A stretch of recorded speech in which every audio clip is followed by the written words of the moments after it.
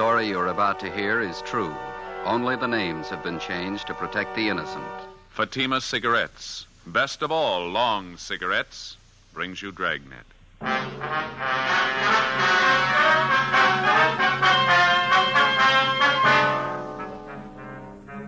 You're a detective sergeant.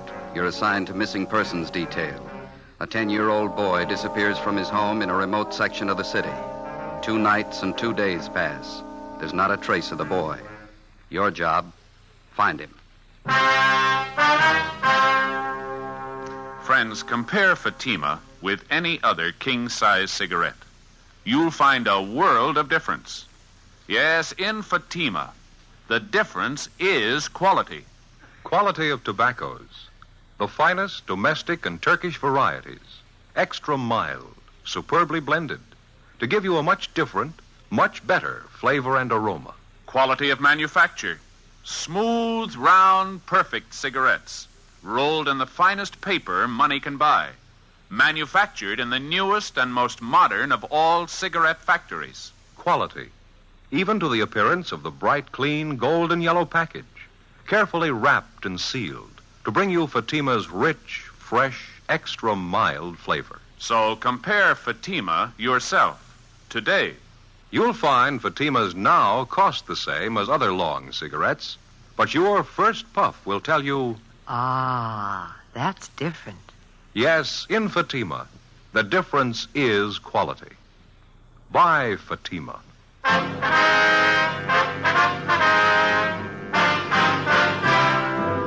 Dragnet, the documented drama of an actual crime.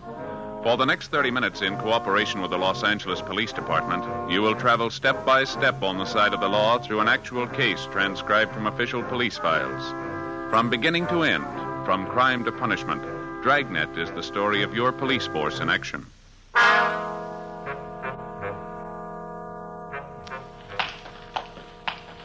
was Wednesday, August 4th. It was hot in Los Angeles.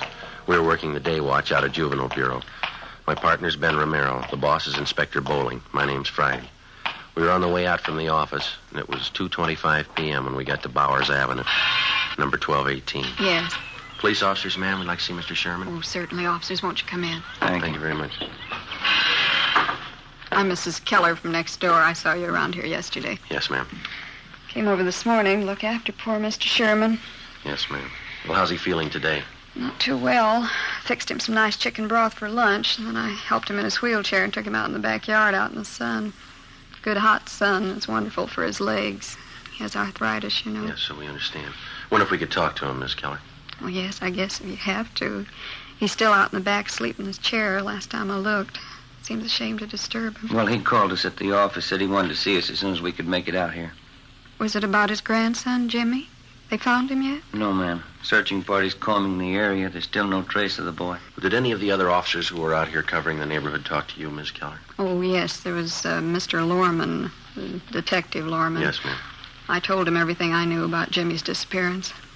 It was right after dinner hour on Monday. About 6:30 last time I saw Jimmy. I see. I came out the side door to empty the garbage, and I saw Jimmy hiking up the side of the hill there, just in back of the house, all by himself.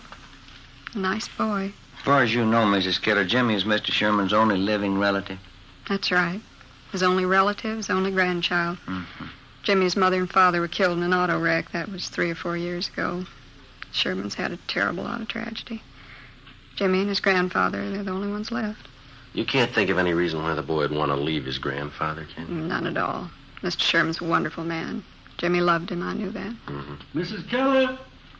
Mrs. Keller? Oh, that's Mr. You Sherman. there? He's awake. We can go through the house out the back here. All right, ma'am. This way. Thank you. Go ahead, ma'am. Yeah, okay.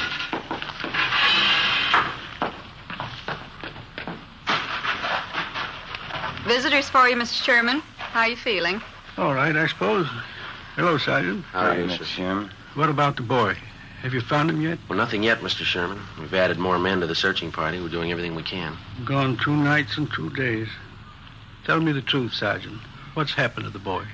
Well, right now, we don't know any more about it than you do, sir, but that's no reason to give up hope. You told us yourself yesterday that Jimmy's been missing once before. It turned out all right that time. He wasn't gone for 2 nights and 2 days.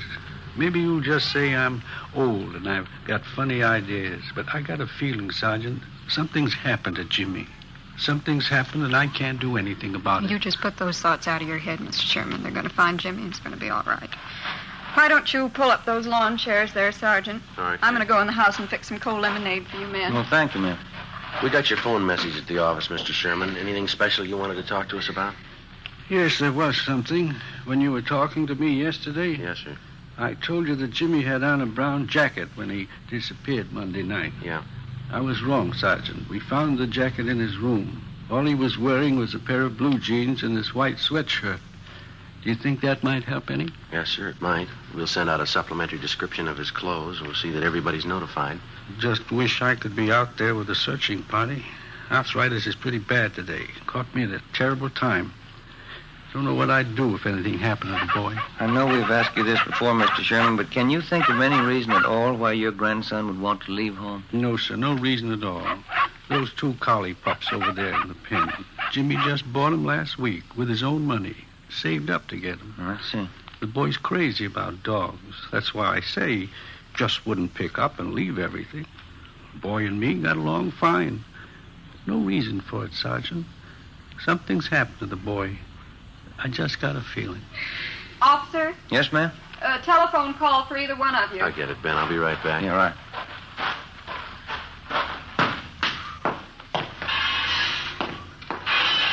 The man said it was your office calling. Thank you, Miss Keller. Where's the phone? Telephone straight back there in the hall. Thank you very much.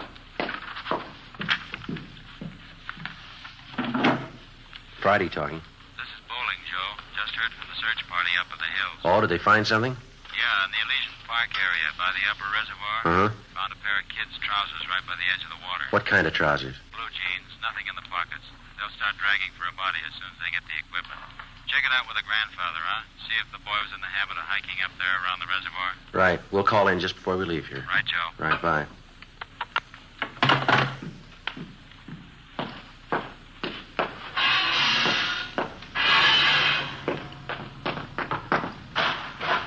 Well, there's your lemonade, Sergeant. Just poured it for you. Nice and cold. Thank you, ma'am. What was it, Sergeant? Something about the boy? Well, nothing definite, no, sir. Just a report on the search party. They're still up in the Elysian Park area. Oh, I see. Did your grandson Jimmy do much hiking in that neighborhood up there, Mr. Sherman? Yes, I think he did. Likes to hike up there around the reservoir. Why? The name on the 316 report, missing juvenile, read James Philip Sherman, WMA, 10 years old. He lived with his 68-year-old grandfather, Oscar Sherman, in a small cottage in a sparsely populated section of the city. Shortly after 6 p.m. on Monday, the boy went outside to play. When darkness fell and he failed to return home, his crippled grandfather went out to look for him. Half an hour later, the neighbors joined in the search. No sign of the boy. At 10 p.m., Juvenile Bureau was notified, and throughout the night, squads of men on foot and in cruiser cars canvassed the area. A local broadcast and an all-points bulletin was gotten out on the boy. Neither the grandfather or the neighbors could find any reason for his disappearance. After almost 48 hours of continuous searching, the only lead we had was the pair of trousers found on the edge of the upper reservoir in Elysian Park. They were shown to the grandfather, but he failed to give positive identification. Dragging operations at the reservoir began immediately. Meantime, Ben and I, together with Lorman and Lopez from Homicide, checked out every possible lead on the missing youngster. One of the tips came from a Frank Grady, an unemployed carpenter who lived 5 blocks from the Sherman home. I don't know how much this may be worth to you, Sergeant. I don't want to get anybody into trouble, but I figured this is a pretty important thing. Well, what is it you want to tell us, Mr. Grady? Well, as I say, I don't want to get anybody in any trouble, but have you checked over everybody in this neighborhood? I think we've talked to just about everybody in the area, don't you, Joe? Well, either us or the man from Homicide. Why do you ask, Grady? Well, there's a guy who lives down the street there, right down the corner from this house. Old guy by the name of Gilby. Well, what about him? As I say, I don't want to cause any trouble, but maybe you ought to double-check him. One thing, he's an ex-convict, I know that. Another thing, he hates everybody in the neighborhood. Hates the kids, too. Wouldn't be surprised if he was your man. Why do you say that, Grady? Does he have any special reason for disliking the Sherman boy? Old man Gilby wouldn't need a reason. A real queer one. Say, I got a couple cans of cold beer in the icebox, and I fix you fellas up. No, thank you very much. Just the same. What makes you think this Gilby had anything to do with the boy's disappearance, Mr. Grady? Well, number one, I saw old man Gilby out walking Monday night when the Sherman kid disappeared. Yeah? Saw him walking along the road up there. The same one that goes up by the reservoir. And I watched him. It was dark by the time he got back to his house. I'd check on him again if I were you. As far as you know, has Gilby ever been in trouble for bothering the kids in the neighborhood? Oh, Sergeant, he bothers everybody in the neighborhood. Real queer. Lives by himself, always complaining about something. Frankly, I think he's your man. I think he took that kid and he did something to him. Well, do you have anything at all to back up your opinion? You dig around, you'll find something on him. He's no good, and I'll bet on it. I've had a couple of run-ins with him myself. He just isn't any good, that's all. Well, all right, Grady. Thanks for the tip. We'll be sure and double-check on the man. You won't tell him where you got the tip, though, huh? Like I say, I've had run-ins with him before. It might cause trouble. No, he won't know where we got it. Thanks again. Okay, Sergeant. It's a pretty important thing. I didn't want to make anybody look bad, but the old man's just no good. Now, you understand that, don't you? Sure, Grady. We understand. As a matter of routine, we double-checked on Grady's neighbor, Mr. Harold Gilby. We found out that he had no jail record and that he had been at work on Monday from 3 to 11 p.m. He could have had no direct connection with the Sherman boy's disappearance, no more than Grady himself could have had. The so-called tip he'd offered us was like 100 other phony leads in 100 other cases. Spiteful, small-minded neighbors trying to use a tragic situation to work out their jealousies and prejudice on somebody that they didn't get along with in the neighborhood. The search continued. So did the hot weather. Friday, August 6th, no sign of the missing boy. The temperature climbed into the mid-90s. Dragging operations at the reservoir went on. Saturday, August 7th, more legwork, more hot weather. By noontime, Ben and I had run down the last lead we had on 10-year-old Jimmy Sherman. Went nowhere. 1 p.m., we headed back for the office to check with Inspector Bowling. These are the days when I wish I had a little swimming pool in my backyard.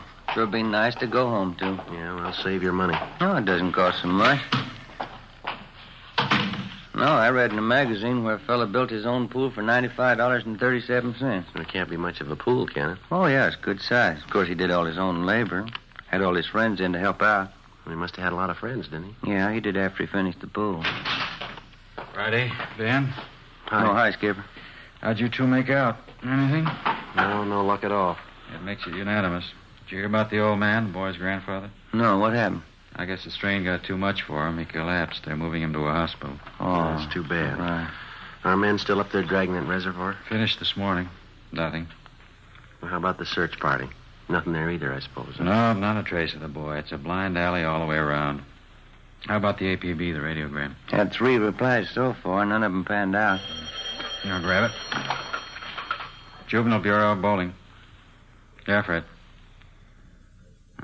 No good, huh? Yeah, all right. Check you later.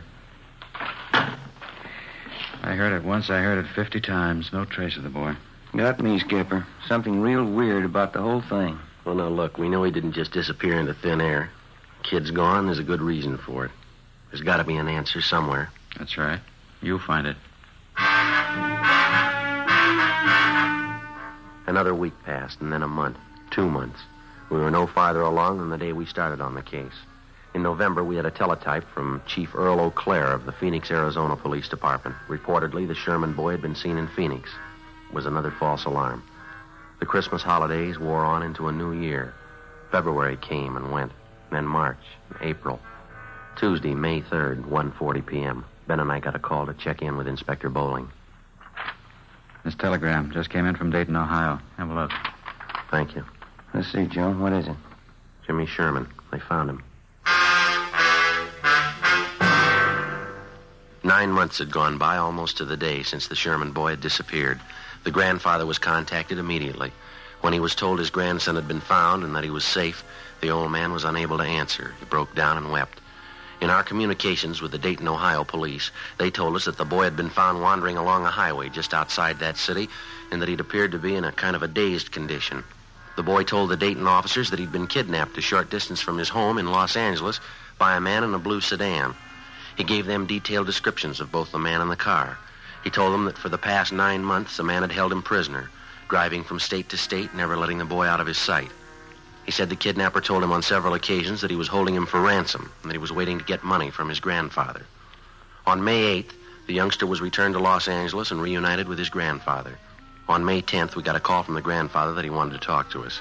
Ben and I drove out to see him. Come right in, officers. Glad to see you. How are you, sir? All right, Mr. Sherman.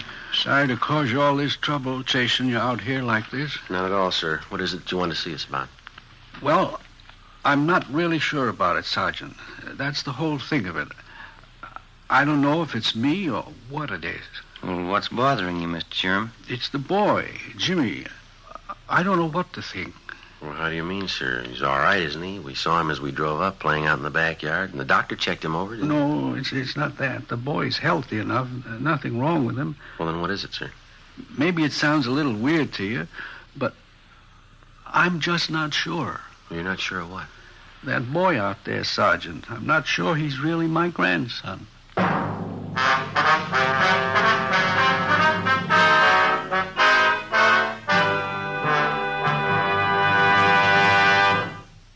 You are in the communications division of a Metropolitan Police Department, the teletype room.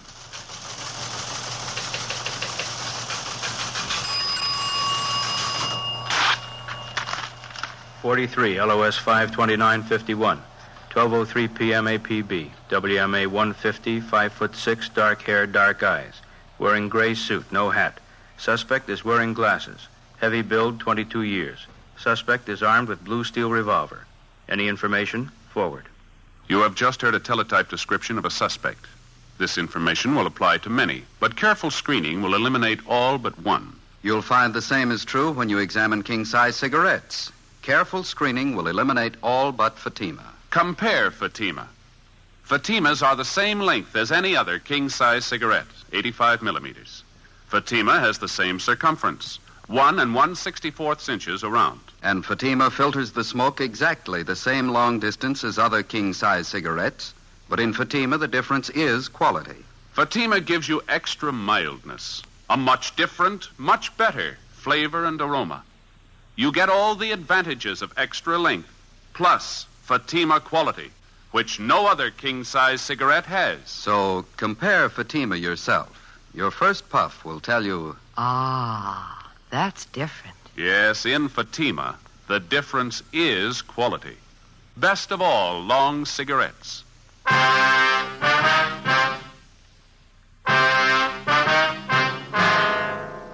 Tuesday, May 10th, 2 p.m.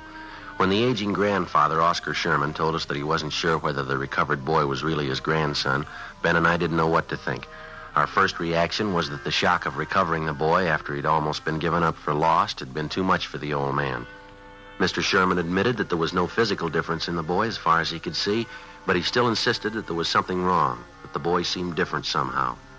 To satisfy the grandfather, Ben and I talked to the boy, but he failed to give us any reason to believe that he was not Jimmy Sherman.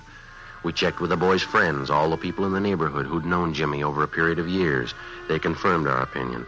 A few thought that the youngster had changed a little, but no one had any serious doubts about it. The boy was really Jimmy Sherman. So the matter was dropped. Thursday, May 12th. Ben and I had lunch, and then we checked back in at the office. Joe, want to grab that? Yeah, I'll get it. Juvenile Bureau, Friday. Sergeant, this is Mr. Sherman talking. Yes, sir. Mr. Sherman, Yes, sir. How are you? I want you to come out and take this boy, Sergeant. He's not my grandson. I'm sure of it. Well, how do you mean, sir? This boy's got a scar on his side. He's had his appendix out. Yes, sir. My grandson never had an operation in his life. Before we left the office, Ben and I briefed Inspector Bowling on the phone call from the grandfather, then we drove back to the Sherman house. While Oscar Sherman didn't claim that he knew his grandson's complete medical history, he was certain that the boy had not had his appendix out and that he had not had an operation. He told us that his neighbor, Mrs. Keller, could substantiate that she had known Jimmy since he was a baby. We put in a call to the Sherman's family doctor. He wasn't in. We left a message, and then we went next door to see Mrs. Keller. We found her in the kitchen washing dishes. I just got a couple more to rinse. Can you wait a minute? Yes, go right Of course we can.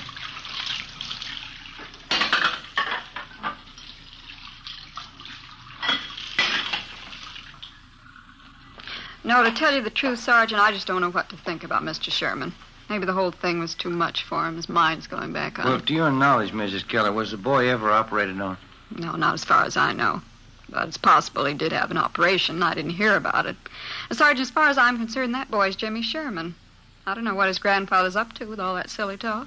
Well, if it's not really the boy, we won't have too much trouble finding the truth. There's no question in my mind.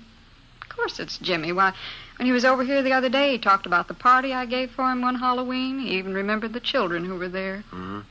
Are the other neighbors as sure about the boy as you are? Just about. Miss Foster down the street, Jimmy was in to see her yesterday. He talked about some changes she'd made in her living room, asked her about some relatives she has living out of town. Mm-hmm. Come to think about it, Jimmy even remarked on that new trailer rose I planted out in front. Besides, as the boy's dogs, why, they knew that youngster the minute he set foot in the yard. Yes, ma'am. Well, thank you very much, Mrs. Keller. If we have any more questions, we'll contact you. Is that all right? All right, Sergeant. Couldn't fix you a cup of coffee, could I? No, thank you, Miss Keller. Take the time now. Poor old Mr. Sherman. I don't know what to make of it. He's so mixed up. Yes, ma'am. So are we. We left the neighbor, Mrs. Keller, and went back next door to the Sherman house. The grandfather told us that the family doctor hadn't returned our call yet. At 3:30 p.m., the boy came home from school, changed his clothes, and went out into the backyard to play. We figured we had nothing to lose in talking to the boy again. We found him in the small workshop at the rear of the garage where he was sawing on a piece of plywood with a hacksaw. We talked to him for about 20 minutes. It was no different than the first time we interviewed him. He was relaxed and talkative. Say, would you hand me that hammer there, officer? Oh, yeah. Yeah, here you go. Thanks. Boy, if I ever get this thing finished, it's going to be the best coaster around here. These are the wheels I'm going to put on it. Pretty good, aren't they? Yeah, they look fine, son. Do you like building things, coasters and things like that? Oh, yeah, I like it all right. It's fun. Your granddad says you've changed quite a bit since you got back, Jim. Says you didn't like working around the shop here before. Well, I guess I don't really. You know, once in a while I like to come out and fool around. Mm-hmm. Have you seen Mr. Barlow down the street since you've been back? Mr. Barlow? No, I went down to see him, but he wasn't home. Maybe I'll go down and see him tomorrow. His name isn't Barlow, is it, Ben? I thought it was Robinson. Oh, yeah, that's right, Mr. Robinson. Sometimes I forget. How do you and your grandfather get along, Jim, all right? Oh, sure, every once in a while looks kind of funny at me. I don't know. I guess he's still worried about that man taking me away, and all. Uh-huh. How you been feeling lately, Jim, okay? Sure, I feel fine. Hardly ever get sick. That's good. You ever been in the hospital, son? Uh-huh, just once. Had my appendix out. I hate hospitals. Can I have that can of nails there, please? Oh, yeah. Yeah, here you are. Gotta make this good and strong, you know. I'd like to ask you a question, son. Yeah? What's your real name? I'm Jimmy Sherman, you know that. No, I'd like to have the truth, son. Who are you?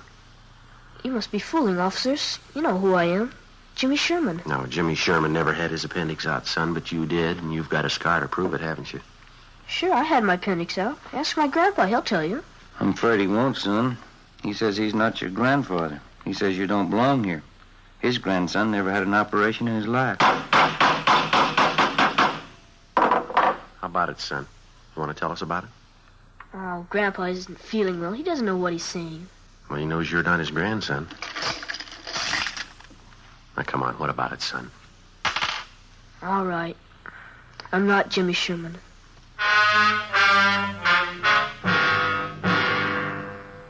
He told us his real name was Donald Rush. He said he'd run away from his home in Springfield, Ohio 2 weeks before. He said that he'd been picked up by the police on a highway just on the outskirts of Dayton, Ohio. On returning the boy to the station, the police officers saw that he fitted the description of the missing California boy perfectly. It was almost as if the two were identical twins. Under the impression that the youngster was suffering from shock or amnesia, the police officers told him all about his home and his friends in California. They gave Donald Rush all the information that they had on the missing Sherman boy, all the newspaper stories, pictures, the dozens of teletypes and circulars which had been sent across the country in an effort to locate the missing youngster. On his way out to California on the train, the Rush boy was given dozens of newspapers to read, which contained thousands of words concerning the disappearance of Jimmy Sherman. So by the time he got to Los Angeles, Donald Rush knew everything he had to know about the boy he was impersonating. We questioned the Ohio youngster further. Besides an exceptionally high IQ, he admitted to having an almost photographic memory. We took him in the house to face the grandfather of the boy that he'd been impersonating, the boy who was still missing. Mr. Sherman. Yes, Sergeant. Sit down, won't you? The boy here has a confession for you. He wants to tell you himself. I think I know. I was right all along, wasn't I, Sergeant?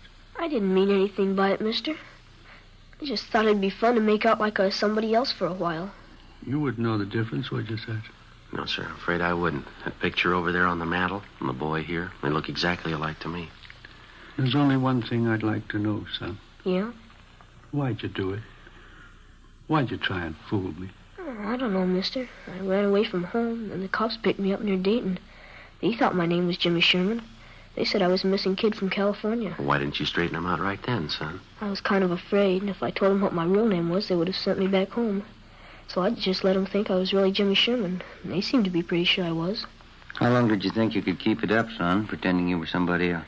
I don't know. Guess I never thought much about that. I got here, and everybody was nice to me. I just didn't think about anybody finding out. Honest, mister, I didn't mean to do anything wrong. I didn't mean to hurt anybody. And you never saw my grandson? You never saw Jimmy? No, sir. I just got on the train. They brought me out here. You don't know where he is? You don't know how he is? All right, try to take it easy, Mr. Sherman. Why would you do it, boy? You're a stranger. Why would you try to fool me about Jimmy? I'm sorry, mister. I didn't mean it. Honest, I didn't mean it.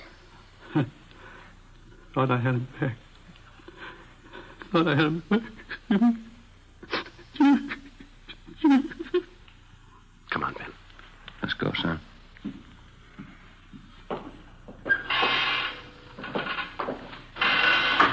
I didn't want to make him cry like that, Sergeant. Honest, I'm sorry. Couldn't you just let me stay here with him? No, I'm afraid not, son. I won't do anything wrong. Don't you think I could just stay here with him? I'll go right back in there now and tell him I'm sorry. Yeah, I'm sorry too, youngster, but you're not the boy he's looking for.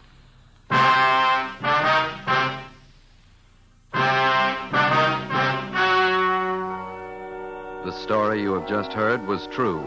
Only the names were changed to protect the innocent. On Wednesday, May 20th, a meeting was held at the Juvenile Bureau, City and County of Los Angeles, State of California. In a moment, the results of that meeting.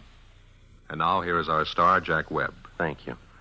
Friends, I hold in my hand a new pack of Fatimas. All I need to prove that Fatima is the best of all long cigarettes. Now here on the side, you'll find this statement. Fatima contains the finest Turkish and domestic tobaccos superbly blended to make Fatima extra mild. Fatima gives you all the advantages of extra length plus Fatima quality, which no other king-size cigarette has. So tomorrow, buy a pack of Fatimas. I know you'll find that in Fatima, the difference is quality.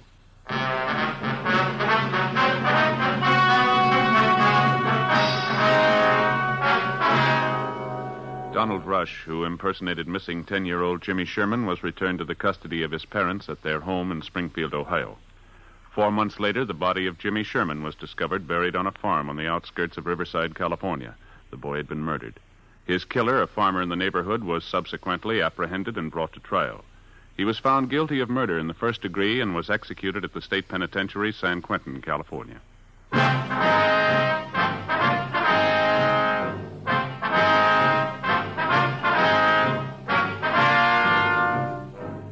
You have just heard Dragnet, a series of authentic cases from official files. Technical advice comes from the Office of Chief of Police W.H. Parker, Los Angeles Police Department. Fatima Cigarettes, best of all long cigarettes, is brought you Dragnet, portions transcribed from Los Angeles. Stay tuned for Counter Spy, next over most NBC stations.